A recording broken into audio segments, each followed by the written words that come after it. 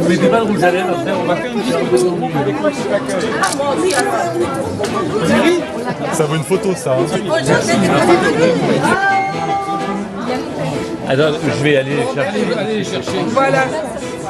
On peut entrer, vous êtes... On est présentable. Mettez-vous, monsieur Père. Pour toutes les copines. Agnès. Non, il y a ma fragile aussi.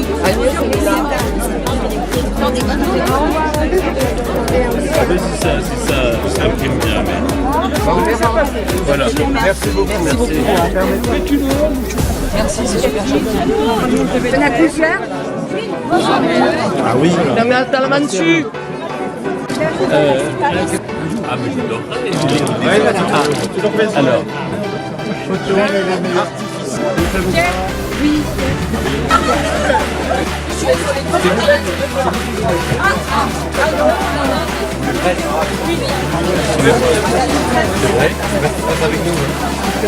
Oui, donc à glace et ça, c'est difficile de se...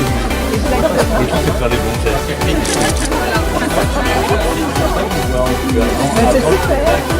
Avant que ça se fait. On se voit dans même pas 10 minutes dans la caméra.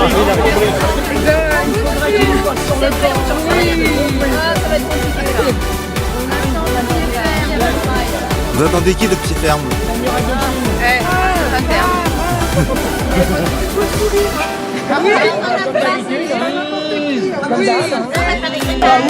C'est vrai?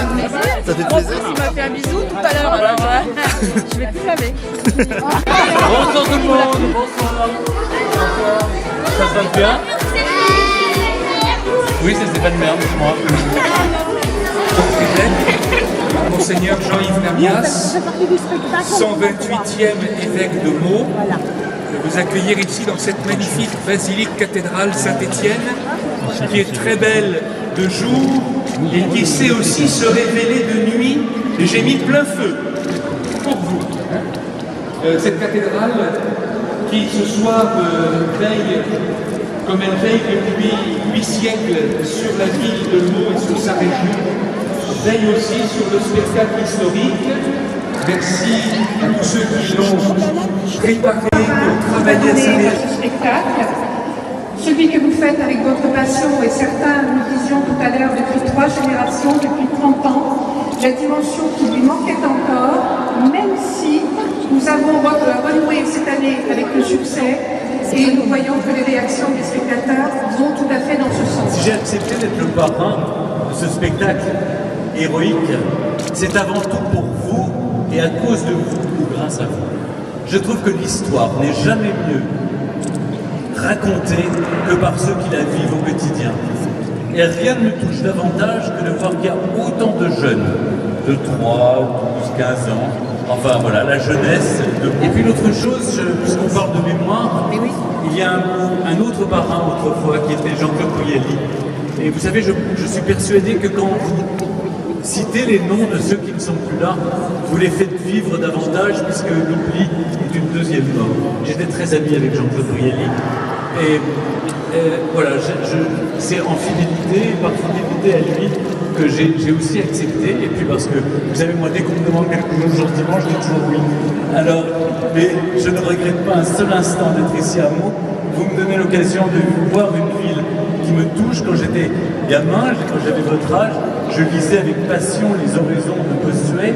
J'espère, je sais qu'on ne l'enseigne plus depuis bien longtemps, mais voilà, en même temps, je vous invite à lire les oraisons funèbres de Bossuet. C'est vraiment une leçon d'humilité dont nous avons tous besoin. Et plus grands que nous soyons, plus nous avons besoin d'humilité. Je le dis à la fois pour ceux qui nous dirigent, comme pour ceux qui font le même métier que moi, et qui oublient que nous sommes de pauvres mortels. J'ai été habilleuse au spectacle pendant une dizaine d'années. Maintenant, j'ai arrêté, mais je le fais bénévolement. D'accord. Et là, je préparais tous les costumes dans la semaine. Je vérifiais, voilà. D'accord. Hein? Et est-ce que vous avez fait déjà du théâtre ou pas auparavant? Non, pas du tout. Pas du tout. Que dans les coulisses. Que dans les coulisses. Et puis maintenant aussi, je me suis inscrite pour faire les scénettes. Et depuis 2 ans, je fais les scénettes avant l'ouverture des portes pour les figurants, pour les spectateurs. D'accord. Et après, on reçoit les spectateurs, on fait nos scénettes. Et puis voilà, ça nous plaît. Super. Merci Voilà. Régine, merci beaucoup. Voilà.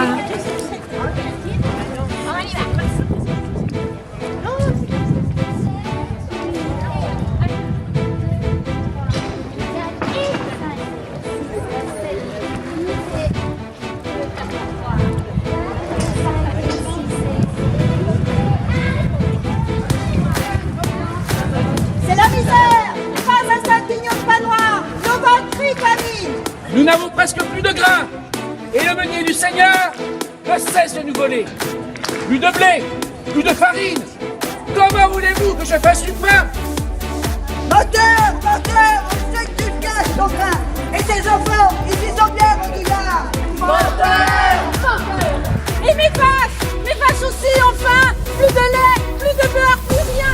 Et mes poules sont mortes, elles font plus d'œufs, c'est la misère. C'est la misère. Les vieilles de ce forain. Plus rien à mettre dans notre pauvre soupe. Et putain, plus rien à mettre dans le saloir. Nos enfants gémissent. On crève de faim. C'est la misère. Alors demandez notre nourriture au Seigneur. Alors demandez le château des corps de champagne. Voilà.